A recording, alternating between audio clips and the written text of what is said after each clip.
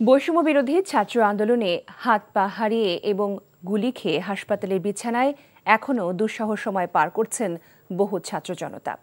একদিকে অসহ্য শারীরিক যন্ত্রণা, অন্যদিকে আগামী দিনগুলো কিভাবে কাটবে সেই দুশ্চিন্তা কুরে কুরে খাচ্ছে তাদের।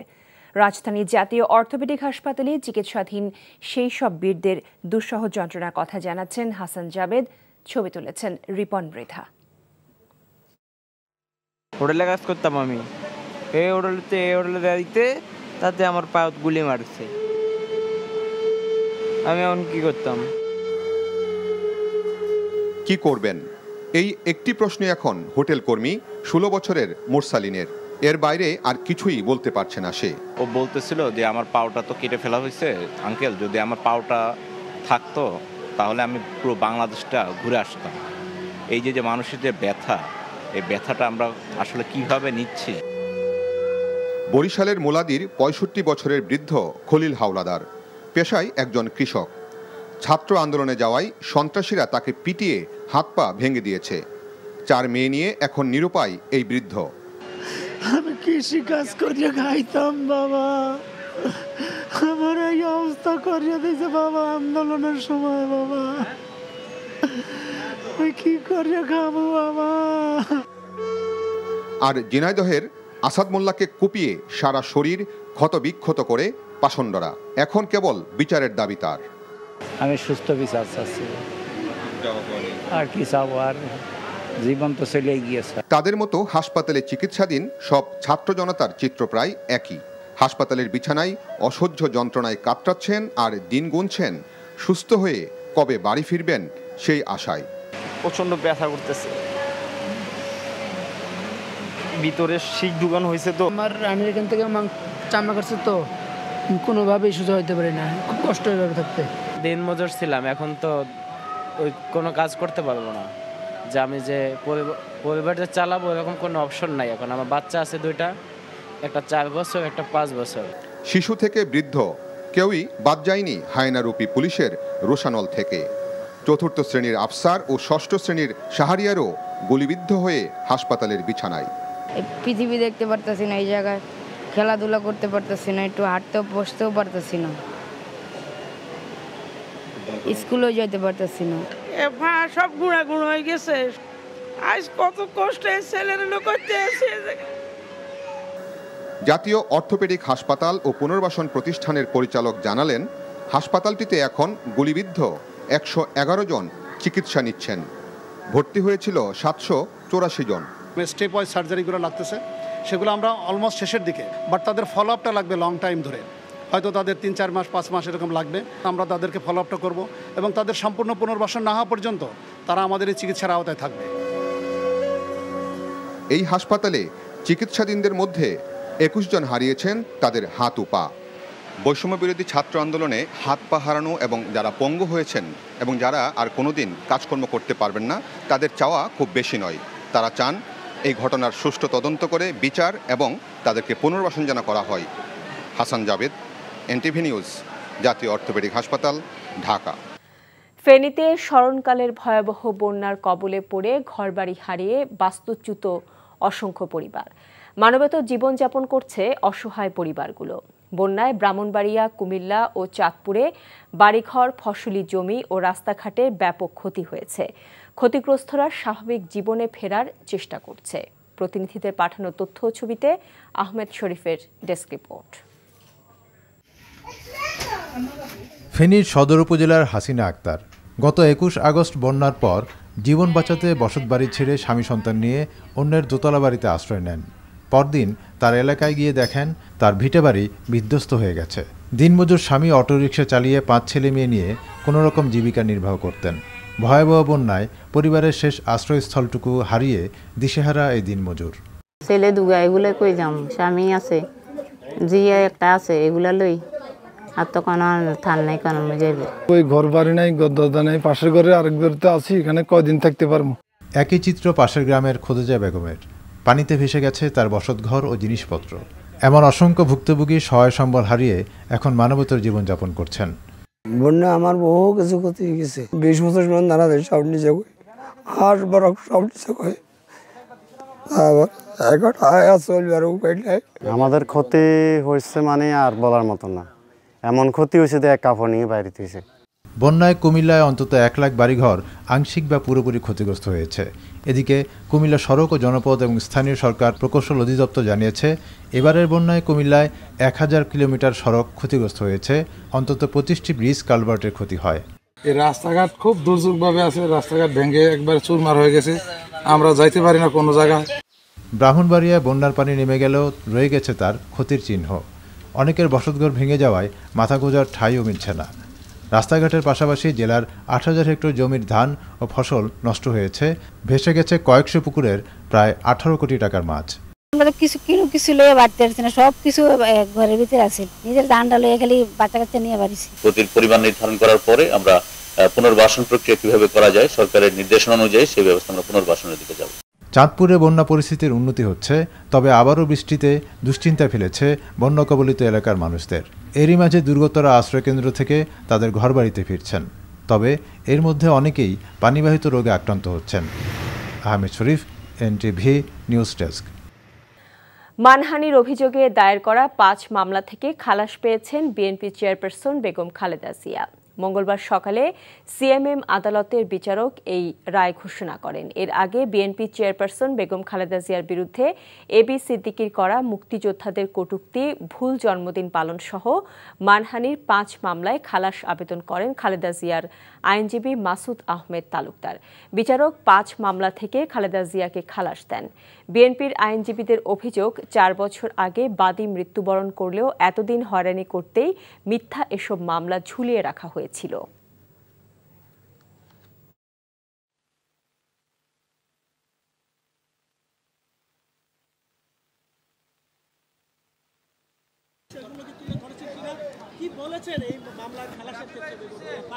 ঠিক আছে, আমার বাদী যারা তারা প্রত্যেকে আওয়ামী লীগের পৃষ্ঠপোষক ছিলেন। সরকারের ইঙ্গিতে 5 আগস্টের আগ পর্যন্ত এই মামলায় যত আমরা ডাক চিৎকার করেছি, আদালতে নিবেদন করেছি, আদালত শুধু তারিখের পর তারিখ দিয়ে যেতেন, কারণ সরকারের পৃষ্ঠপোষকতায় এই সকল মামলা ছিল।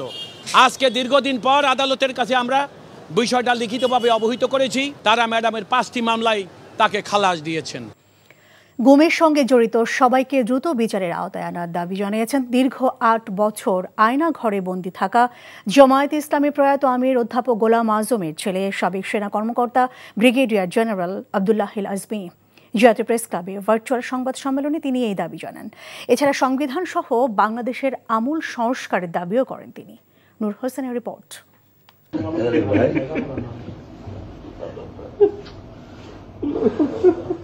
জামায়াতে ইসলামী সাবেক আমির প্রয়াত অধ্যাপক গোলাম আজমের ছেলে ব্রিগেডিয়ার জেনারেল আব্দুল্লাহিল আমান আজমি 2016 সালে গুমের শিকার হয়ে দীর্ঘ 8 বছর আয়নাঘরে ছিলেন।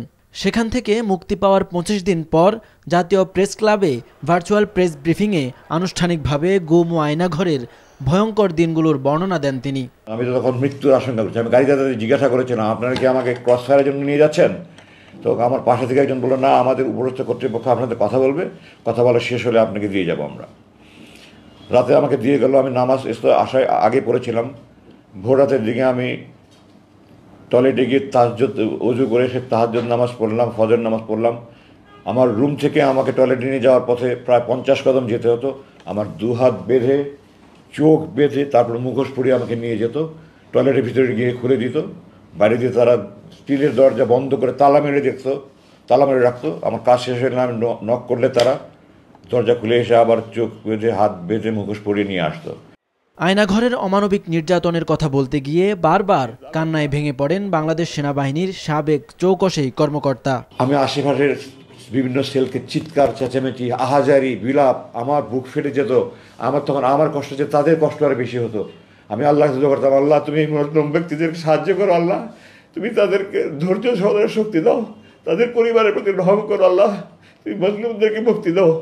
সারা রাত বিলাপ করছে, সারা রাত কান্নাকারি করছে, সারা রাত আহাজারি করছে, চিৎকার চেঁচামেচি করছে, এগুলো সহ্য করার মতো নয়।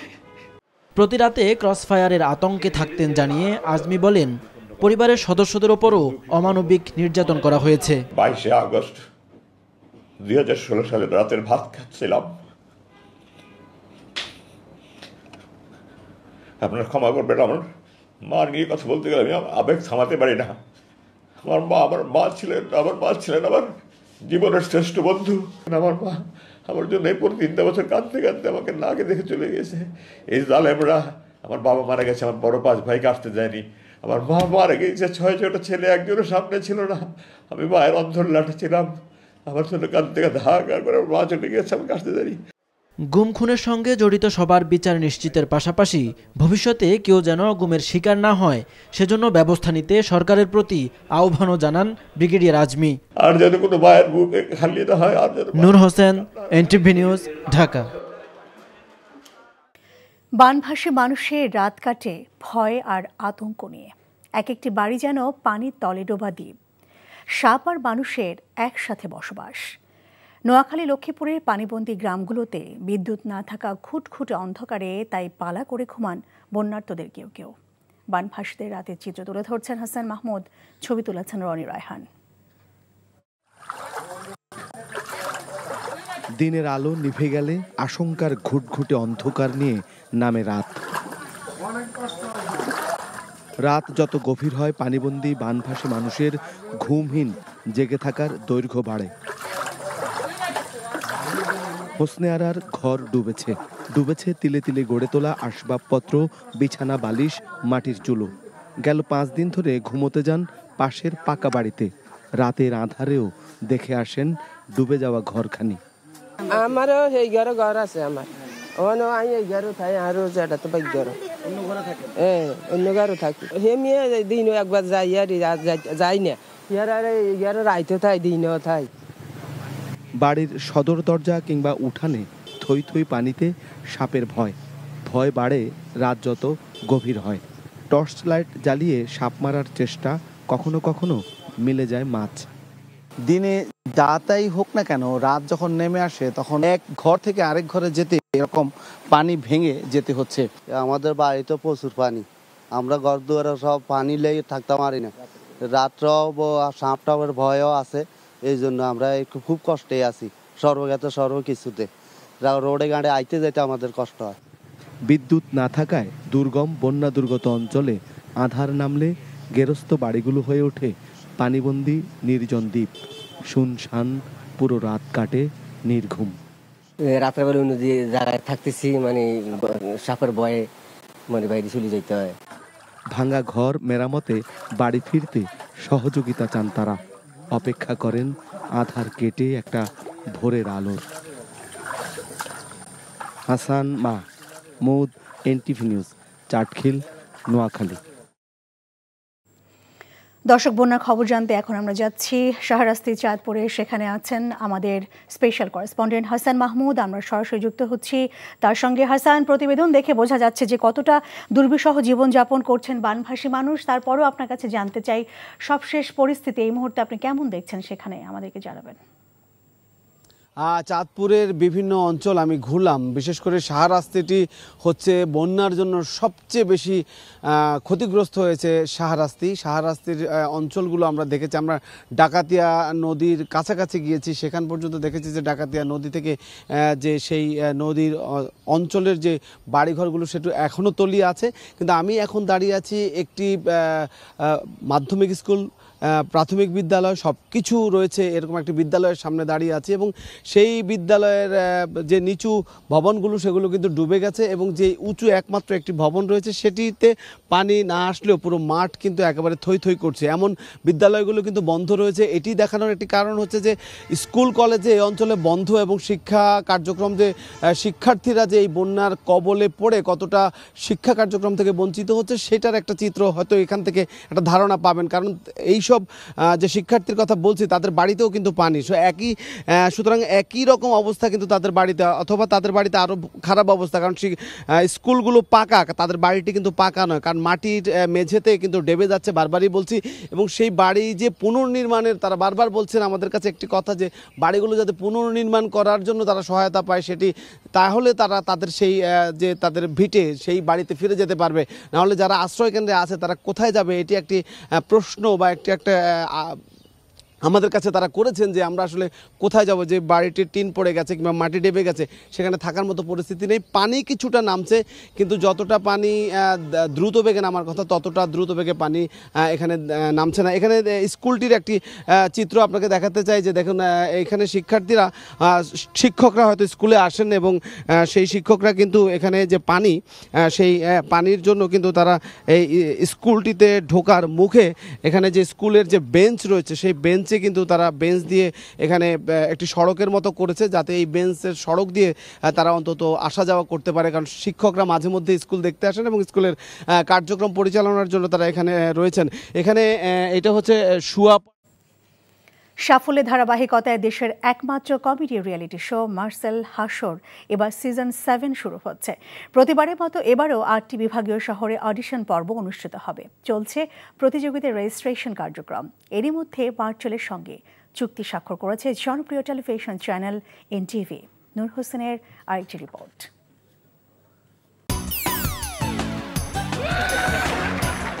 দেশের বিনোদন জগতে এরই মধ্যে জনপ্রিয়তার অনন্য উচ্চতায় পৌঁছেছে NTVতে প্রচারিত কমেডি রিয়েলিটি শো মার্সেল হাসো। এবার শোটির সিজন 7 শুরু হচ্ছে। ইতোমধ্যে ওয়ালটন কর্পোরেট অফিসে এ নিয়ে চুক্তি স্বাক্ষর করেছে NTV ও মার্সেল। নতুন শো এর লোগো উন্মোচন করা হয়েছে।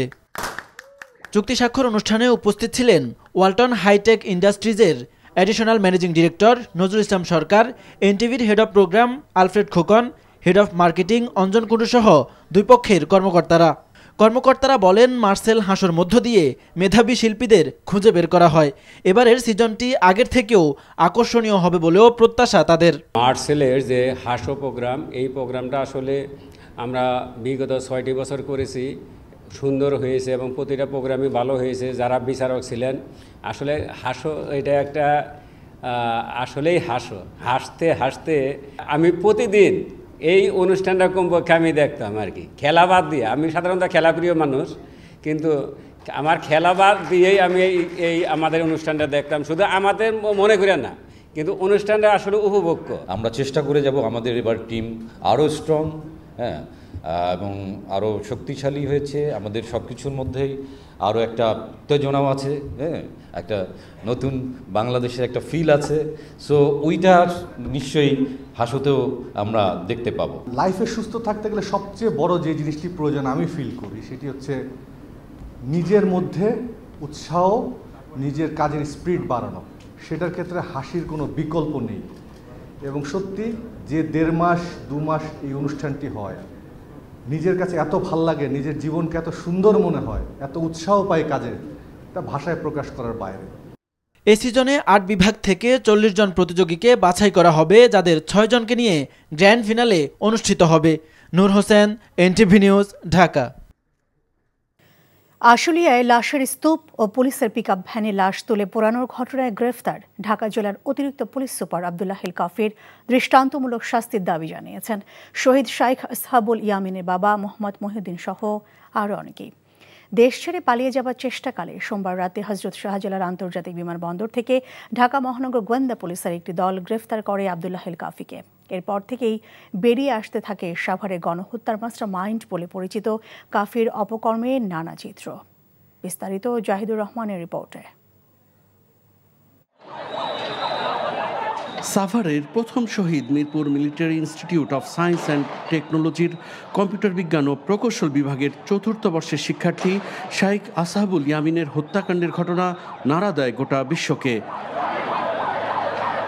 গত 18 জুলাই সাভারে বৈষম্য বিরোধী ছাত্র আন্দোলনে নির্বিচারে গুলি করে হত্যা করা হয় ইয়ামিনকে। পুলিশের BCS 29তম ব্যাচের এই পুলিশ কর্মকর্তা সেদিন ঘটনাস্থলে উপস্থিত থেকে ছাত্র জনতাকে লক্ষ্য করে গুলি ছোড়ার নির্দেশ দেন।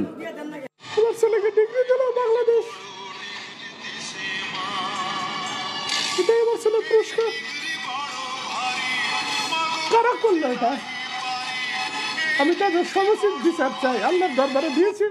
শুরু হয়েছে যাদের নির্দেশে এবং যারা এটা করেছে, আমি তাদের বিচার চাই। ছাত্র জনতার আন্দোলনে 18 জুলাই থেকে 5 আগস্ট পর্যন্ত সাভারে পুলিশের গুলিতে শহীদ হন 75 জনের বেশি মানুষ, গুলিবিদ্ধ হন 450 অধিক। যাদের অনেকেই পঙ্গু হয়ে গেছেন চিরতরে। এর মধ্যে আশুলিয়ায় গুনে গুনে লাশ তোলা ও পুলিশ ভ্যানে উঠিয়ে আগুন দেবার ঘটনার ভিডিও চিত্র প্রকাশ্যে এলে বেরিয়ে আসতে থাকে পুলিশের একের পর এক পৈশাচিকতা আর নৃশংসতার চিত্র। দাবি ওঠে জড়িত পুলিশ কর্মকর্তাদের শাস্তি ও বিচারের। লাশের পর লাশ না, এই যে শাহজামান যিনি দায়িত্বে ছিলেন সাভারে, এডিশনাল এসপি আব্দুল্লাহ কাফি, তাদের বিচার জন্য বাংলা মাটিতে হয়, অবশ্যই এটা বিচার হওয়া দরকার। আব্দুল্লাহিল কাফি দীর্ঘদিন ঢাকা মেট্রোপলিটন এলাকার ধানমন্ডি জোনে দায়িত্ব পালন করেছেন। তখন থেকেই সাবেক স্বরাষ্ট্রমন্ত্রী আসাদুজ্জামান খান কামালের ছেলে শাফি মোদাস্সের খান জ্যোতির সঙ্গে তার বন্ধুত্ব গড়ে ওঠে।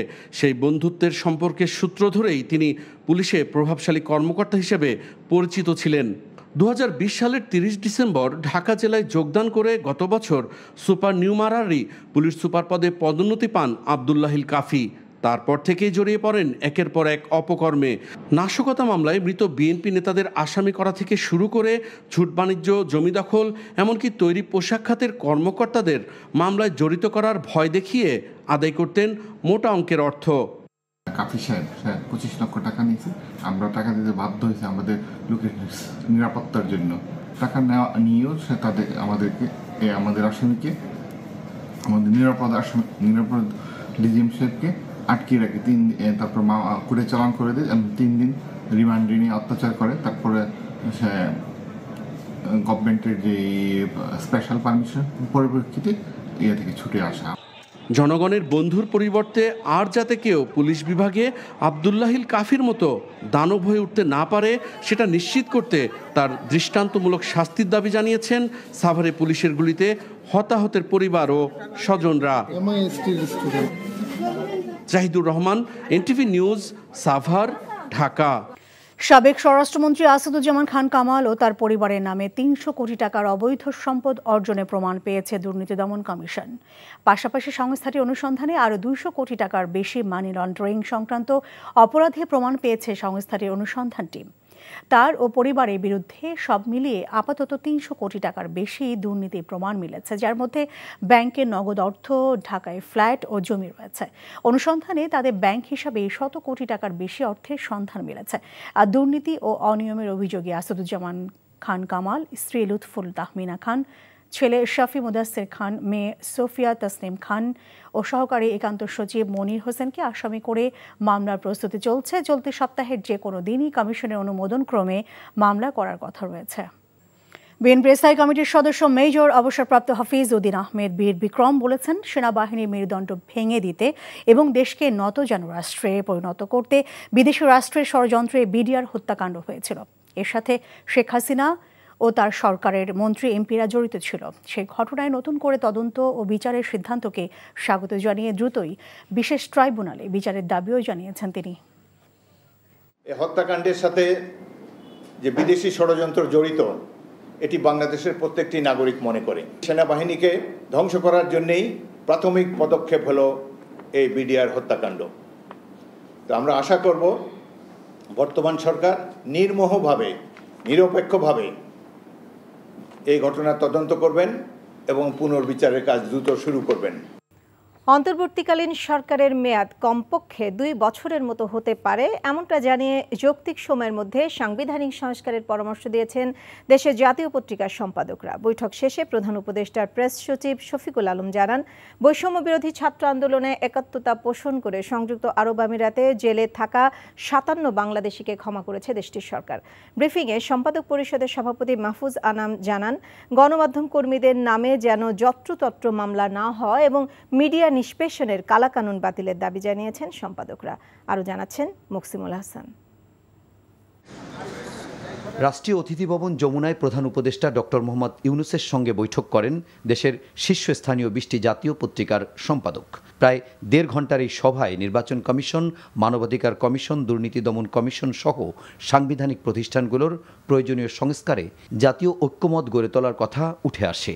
আমরা চাই যে বাংলাদেশে একটা জাতীয় ঐক্য স্থাপিত হোক। সেই সাথে মাহফুজ আনাম জানান, যেসব আইনে সাংবাদিক নিপীড়নের ধারা আছে সেগুলো বাদ দেওয়া সহ স্বাধীন গণমাধ্যম প্রতিষ্ঠায় বেশ কিছু প্রস্তাব দেয় সম্পাদক পরিষদ। সাংবাদিকদের ব্যাপারে যে এরকম যত্রতত্র খুনের মামলা হচ্ছে, এটা যেন বন্ধ হয়। মিডিয়া নিষ্পেষণে যতগুলো কালো আছে সেগুলোর, যেমন digital security act, cyber security act, এই ধরনের আইন যেন অ্যাটলিস্ট এই মুহূর্তে ঘোষণা হয় যে এগুলোতে সাংবাদিকের নিপীড়নের যেসব অধ্যায়গুলো আছে এগুলো কার্যত হবে না, এবং এটার রিফর্মটা ওনারা সময় নিয়ে এটা করবেন।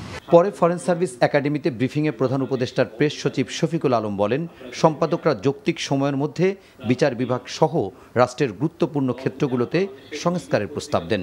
উনি বাংলাদেশের যারা টপ এডিটর সবাইকে জিজ্ঞেস করেছেন, আপনারাই বলেন যৌক্তিক সময়টা কতটুকু বা কি কি কাজ করতে হবে, বেসিক মিনিমাম কাজটা কতটুকু। সবাই বলেছেন যে মিনিমাম 2 বছর বা 2 বছর একটু কম যাতে এই গভর্নমেন্টের মেয়াদ হয়। একজন লিডিং এডিটর বলেছেন যে it should be between 2 and 3 years। অনেকে আবার দেখেছেন যে না, যে এজেন্ডাটা বা যেই ধরনের রিফর্ম ক্যারি আউট করতে হবে তো আগেই আসলে টাইমটা ঠিক করে দেওয়াটাও যায় না। সবাই বলেছেন যে রিফর্মগুলো খুবই করা উচিত যাতে বাংলাদেশের ইনস্টিটিউশনগুলো শক্ত হয়। একই সঙ্গে তিনি জানান, প্রধান উপদেষ্টার অনুরোধে বৈষম্য বিরোধী ছাত্র আন্দোলনে একাত্মতা পোষণ করে সংযুক্ত আরব আমিরাতে কারাবরণ করা 57 বাংলাদেশিকে ক্ষমা করেছেন দেশটির সরকার। আর তাই দেশটির প্রেসিডেন্টকে ধন্যবাদ জানিয়ে চিঠি দিয়েছেন doctor Mohammad Yunus. Muksimul Ahsan, NTV news, Dhaka. মানহানির অভিযোগে দায়ের করা 5 মামলা থেকে খালাস পেয়েছেন বিএনপি চেয়ারপারসন বেগম খালেদা জিয়া। বিএনপির আইনজীবীদের অভিযোগ, 4 বছর আগে বাদী মৃত্যুবরণ করলেও এতদিন হয়রানি করতেই মিথ্যা এসব মামলা ঝুলিয়ে রাখা হয়েছিল।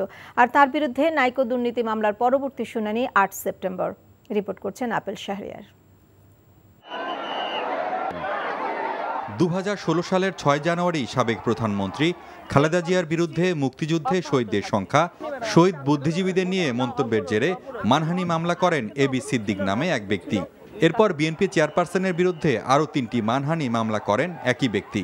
2016 সালের 30 আগস্ট জন্মদিন পালনের তারিখ নিয়ে তার বিরুদ্ধে আরেকটি মামলা করেন জহিরুল ইসলাম নামের আরেকজন। মঙ্গলবার ঢাকা মহানগর হাকিম আদালতে 5 মামলায় খালেদা জিয়ার খালাস চেয়ে আবেদন করেন আইনজীবীরা। রাজনৈতিকভাবে হেয় করার জন্য এসব মামলা করা হয় বলেও জানান তারা। আওয়ামী লীগের আমলে ম্যাডাম খালেদা জিয়ার বিরুদ্ধে কোনো মামলা করার জন্য কোনো স্যাংশনের প্রয়োজন হতো না। দীর্ঘদিন পর আদালতের কাছে আমরা বিষয়টা লিখিতভাবে অবহিত করেছি। বিজ্ঞ আদালত ম্যাডামের 5টি মামলায় তাকে খালাস দিয়েছেন। অন্যদিকে সাক্ষী উপস্থিত না থাকায় খালেদা জিয়ার নাইকো দুর্নীতি মামলার পরবর্তী শুনানি 8 সেপ্টেম্বর নির্ধারণ করে আদালত। 3 তারিখ যেহেতু সাক্ষী আসে নাই, সেহেতু আমরা বলেছি মামলাটি নাই, আমরা মামলাটি ক্লোজ চেয়েছিলাম, যে মামলার কার্যক্রম শেষ করার জন্য বলেছি কোর্টকে। 1/11 ফখরুদ্দিন মঈনুদ্দিন ও বিগত আওয়ামী লীগ সরকারের আমলে বিএনপি চেয়ারপারসন খালেদা জিয়ার বিরুদ্ধে মিথ্যা ও হয়রানিমূলক মামলা করা হয় বলে জানান তার আইনজীবীরা। Apple Shahriar, NTV news, Dhaka.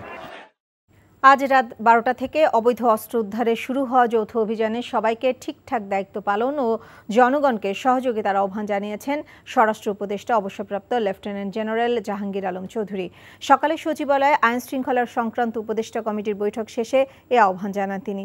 দেশের আইন শৃঙ্খলা পরিস্থিতির উন্নয়নে ও মাদকের গডফাদারের ধরতে ব্যবস্থা নেওয়া হচ্ছে বলেও জানান তিনি। আজ কিন্তু শেষ হয়ে যাচ্ছে অবৈধ বা বৈধ সব অস্ত্র জমা দেওয়ার শেষ তারিখ। রাত 12টা থেকে আমাদের যৌথ বাহিনীর অপারেশন শুরু হবে হাতিয়ার কালেকশনের জন্য। আমি এই ব্যাপারেও আমি আপনাদেরও সহযোগিতা চাচ্ছি, যেন আমরা অবৈধ অস্ত্রগুলি কালেক্ট করতে পারি। তারপরে আমাদের সাথে আলোচনা হয়েছে যে মাদক আমাদের একটা বড় ধরনের সমস্যা। এই মাদকটা আমরা কিভাবে নিয়ন্ত্রণ করতে পারি, এই মাদক নিয়ন্ত্রণটা আমাদের জন্য খুবই জরুরি। এই জন্য আমরা বিভিন্ন ধরনের পদক্ষেপ নিতে যাচ্ছি যেন এটা নিয়ন্ত্রণের ভিতরে চলে আসে এবং মাদকের গডফাদারদের যেন আমরা আইনের আওতায় আনতে পারি। রূপপুর পারমাণবিক বিদ্যুৎ কেন্দ্রের দুর্নীতির অনুসন্ধান চেয়ে রিট হয়েছে উচ্চ আদালতে। আজ রিটটি দায়ের করেন এনডিএম এর চেয়ারম্যান ববি হাজ্জাজ। তিনি জানান, রূপপুর প্রকল্পের দুর্নীতির অনুসন্ধান চেয়ে দুদকে আবেদন করেছিলেন তারা। দুদক এই বিষয়ে কোনো পদক্ষেপ না নেয়ায় আদালতের দ্বারস্থ হয়েছেন তারা।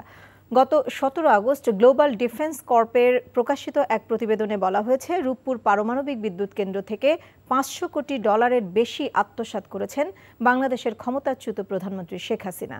প্রতিবেদনে উল্লেখ করা হয়, শেখ হাসিনা ও তার পরিবারের সদস্যরা রাশিয়ান রোসাটমের কাছ থেকে সোভিয়েত আমলের পারমাণবিক চুল্লি কিনতে $5 বিলিয়ন বেশি অর্থ আত্মসাৎ করেন। বিদ্যুৎ কেন্দ্রটি নির্মাণ ব্যয় $12.65 বিলিয়ন।